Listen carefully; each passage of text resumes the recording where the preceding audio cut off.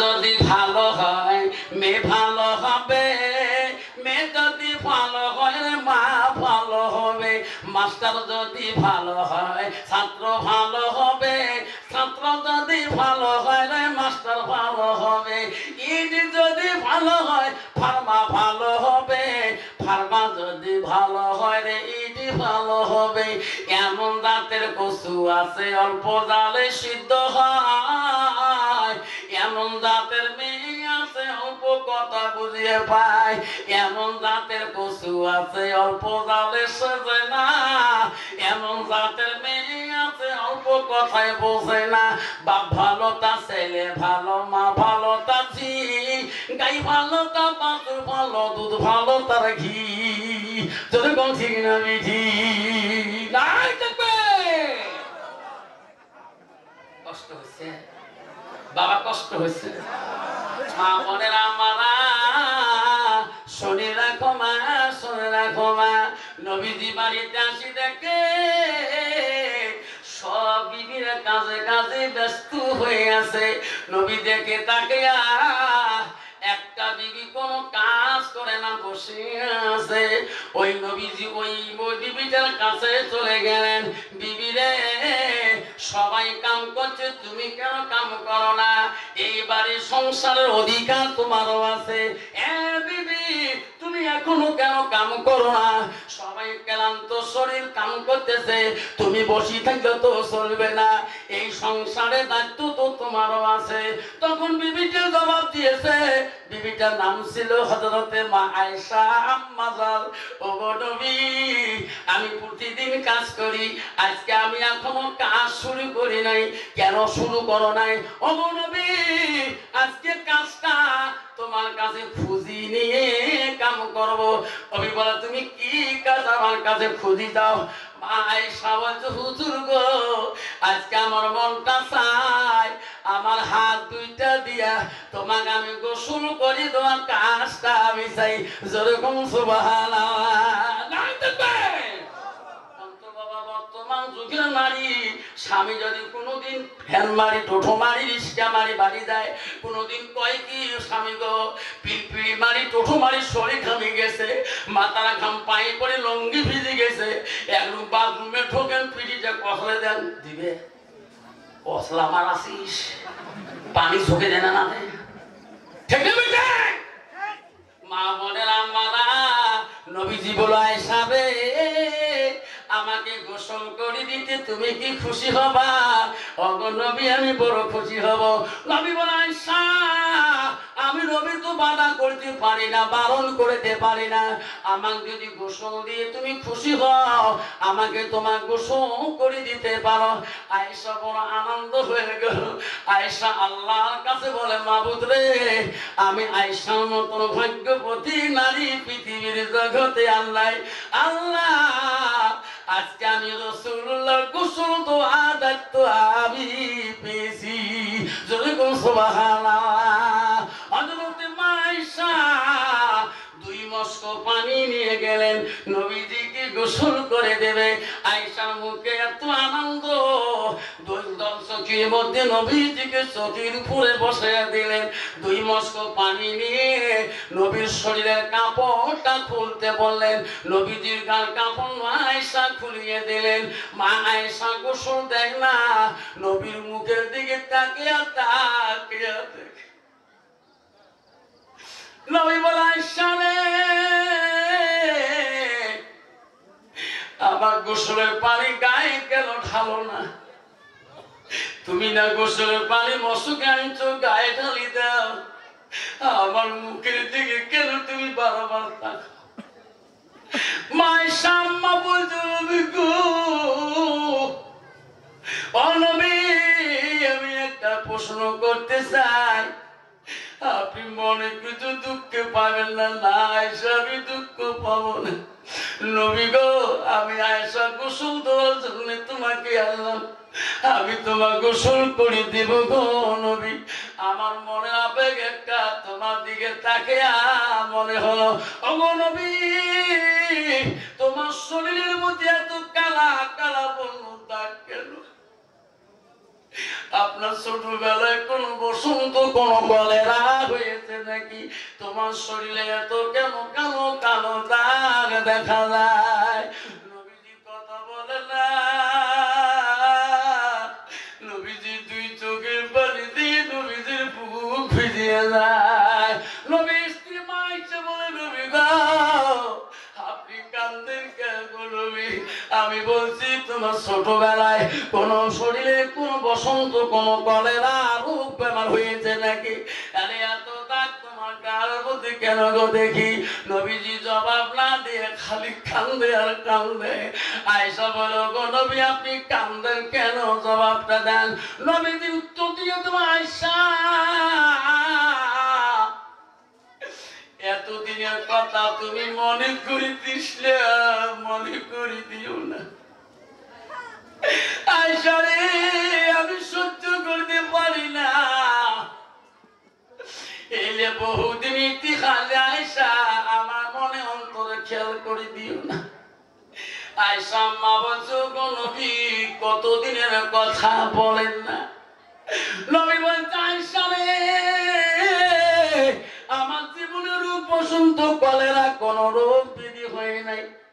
আয়েশা রে আপনি ইসলামের জন্য তাইবের জমিনে যখন আমি ইসলাম প্রচার করতে যাই, তাইবের যুবকরা তাইবাসীরা আমাকে পাথর মারি মারি আমার অঙ্গটা কালো করে দিয়েছে। আয়েশা রে সেই দিনের কথা যদি তুমি মনে করে দাও, আমি নবীজি সহ্য করতে পারবো না। আয়েশা তাইবের যুবকরা আমাকে পাগল মনে করে পাথর মারি শেষ করে দিয়েছে। মায়েশা বলছো, গো নবী আপনি রহমতুল লিল আলামিন হইয়া আল্লাহর কাছে কি ফরিয়াদ করলেন না? নবী বলে, আয়েশা রে তাইবাসী কষ্টের সবার সময় আমার শরীরে রক্ত যখন পায়ের জুতার মধ্যে খলখল করে, আয়েশা আল্লাহ জিবরাইল আমার কাছে পাঠিয়ে দিয়েছিল রে জিবরাইল যা যা আমার হাবিবের কষ্ট আমি আল্লাহ সহ্য করতে পারি না।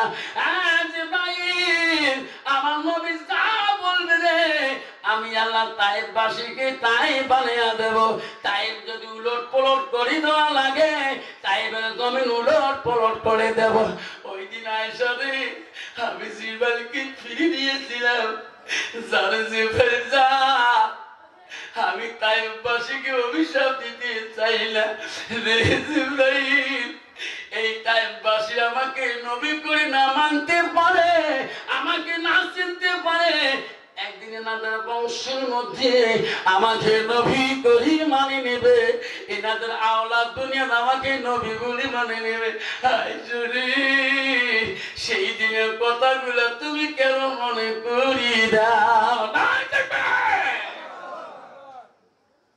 নবীর জীবনে কত কষ্ট গিয়েছিলেন। মায়েশা হচ্ছে, ওগো নবী তার বিনিময়ে আল্লাহ কিছু দিল না? নবী বলছে, কিয়ামতের দিন কঠিন বিচারের সময় সব নবীদের হিসাব আল্লাহ ছাড়বে না। আয়েশা রে ওই দিন আমি মওলা তার উপরে সিজদা করে যাব।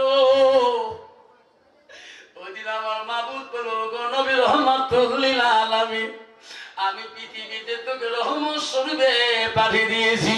ওরে নবী পৃথিবীর সব নবীর আদালত করব, বিচার করব, তোমার তো বিচার করব না, তুমি কেন সিজদা দাও? আয়েশা রে ওই দিন মাওলাকে বলবো, মাওলা আজকে আমার গুনার জন্য আমি সিজদা করি নাই, তাইবের জমিনে পাথরের বাড়ি কাছে কিছু চাই নাই, আজকে আমি তোর কাছে ডিমান্ড করবো মাওলা তাইবের জমিনে একটা করে পাথরের বিনিময় আমার জবাব দিবি কিনা?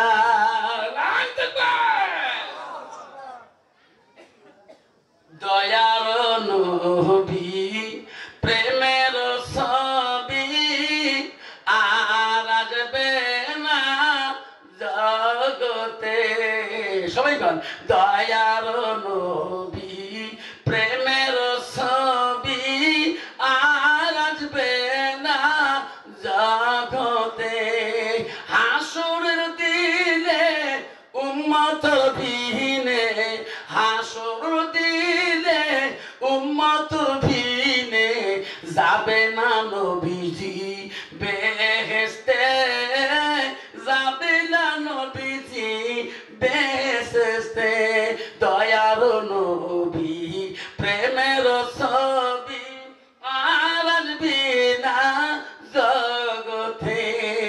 নবী আমার 63 কাল জিন্দেগি কাঁদছে বড় উম্মতি, এখনো কান্দে শুয়ে মদিনাতে, এখনো কান্দে শুয়ে মদিনাতে। দয়ার নবী প্রেমের ছবি আর আসবে না জগতে। আবার এই নবী জগতে আসবে, যখন আসবে আসবে না, এই নবী যা বলে গেছে আমার সেই মানে চলতে হবে। যখন ঠিক যাবে ঠিক। আল্লাহ রাসূল হাদিস কি বলছে শোনো, মান সালাকা তারিকান ইলতামিসু ফিল ইলমান। যদি তুমি জান্নাত যেতে চাও তবে ইলমের রাস্তা তুমি খোঁজ করো। যেরকম সুবহানাল্লাহ। আব্বারা শোনার চাররা ছেলে আসি মাকে বলছে, মা আমি মদিনায় চলে যাই। মা বলছে, বাবা তুই মদিনায় কি করবা? বলছে, মা আমি তো ইলম শিখছি মা, আমি ইলম খরচ করতে যাই। কেমন করি বাবা ইলম খরচ হবে? বলছে, মা আমি ইলম শিখছি, ইলমটাকে আমার ব্যয় করতে হবে, রাস্তায় চলাইতে হবে। মা আমি আলেম হয়েছি মা, আমি তো হক আদায় করতে পারিনি মা, মা আমি তো হক আদায় করতে মদিনার জমিনে চলে যাই। মা বলছে, বেটা দোসামাত মদিনায় দেয়া তুমি কেমন করি আমার হক আদায় করবা? রে বেচারে আবু সামাদ, তোমাকে না দেখলে আমি থাকতে পারি না, তুমি আমার একটা ছেলে। বলছে, মা আমি তোর হক আদায় করিতে পারি নাই মা। আল্লাহ নবীর কাছে আব্দুল ইবনে মাসউদ প্রশ্ন করে, কুলতু সুম্মায়ু, নবী গো আল্লাহর কাছে নামাজের থেকে আরো কোন আমল আছে নাকি? রাসূল বলো, কালা বিদ্যুল ওয়ালিদাইনা, মা বাবার সঙ্গে সব ব্যবহার করাটা আল্লাহর কাছে সব চাইতে বড় আমল। যেরকম সুবহানাল্লাহ। বন্ধ করুন। নারী যদি মুত্তাকির পরহেজগারী না হয়, বাবা ওই বউয়ের দ্বারায় শাশুড়ি কষ্ট পাবে, শ্বশুর কষ্ট পাবে। বিবি যদি মুত্তাকির পরহেজগারী না হয়, বউমাটা বাড়ির ওই বাড়ির স্বামী কষ্ট পাবে, দেওর কষ্ট পাবে, নমনরা পর্যন্ত কষ্ট পাবে। ওই মেয়েটার দ্বারা ইসলামের কোনো উন্নতি হবে না। ওই মেয়েটার দ্বারা বাড়িতে বাবারা একটা দুঃখের সংসার বানাইবে, সুখের সংসার হবে না যদি মেয়েটার ভিতরে এলেম কালাম না থাকে। না শ্বশুরকে মানবে, না শাশুড়ির সম্মান দিবে, না স্বামীর সম্মান দিবে, না দেওয়ার সম্মান দিবে। আল্লাহ রাসূল বলছে, লাইসা মিন্না মান লাম ইয়ারহাম সাগীরানা ওয়া লাম ইউকাব্বির কাবীরানা। নবী বললেন, আমার উম্মতের মধ্যে ওই মানুষটা আমার উম্মত হতে পারে না যারা ছোটকে স্নেহ আদর যত্ন করে না আর মুরব্বীকে সম্মান দেয় না। অথবা বর্তমান গ্রামের সমাজে মুরব্বীর সম্মান আছে? মুরব্বীর সামনে স্নেহ বিড়ি নেয় আছে না? মুরব্বীর শাসার সামনে গুটকে দেবে, গুটকে বাপের সামনে বেড়ায় সিগারেট খায়, ধুমে দিয়ে ঘর দিয়ে ধুমে ফকে তুলে, বাপ করে ঘর দিয়ে ধুমে বেড়ে গেলে আগুন লাগিল নেই। বাপ নিকেশ নিয়ে দেখে ধুমে স্যান বেরিয়েছে, কিরে বাড়ির আগুন স্যান করে দেখা। বাবা মুরগি মারি দেখে বাবা উস্পিরিতে লাগাই দিয়ে বিষ্ণু শুনতে। যেরকম ঠিক না বিঠি? যেমন একটা পরিবর্তন বাবা। বর্তমান যুগের ছেলেরা এমন রাস্তা দিয়ে যায় বাবা, এই যে কদিন আগে প্রোগ্রাম করবে গেছেন 24 পরগনা বঙ্গোপসাগর পার হয়ে গেছিল উপেন্দ্রনগরে। উত্তরবঙ্গে ট্রেনের টিকিট কাটছিল রিজার্ভেশন নিয়ে কুচবিহারে, যে ডাব্বা সিলভার টিকিট কাটি উঠলো দেন সবগুলো আমাকে সালাম দেয় সিটে, হুজুর সালাম আলাইকুম। পরে বাড়ি রে রে বাড়ি করে হুজুর আমার আসাম পড়ে যান, হুজুর খানে কলকাতা যাবো শিয়ালদা। ঠিক আছে বাবা, তোমার সিট সিলিভার সিট 87 বড় 87, এই যে মধ্যে 43 নম্বর সিট, তুমি ঘুমেন, তোমরাও ঘুমেন।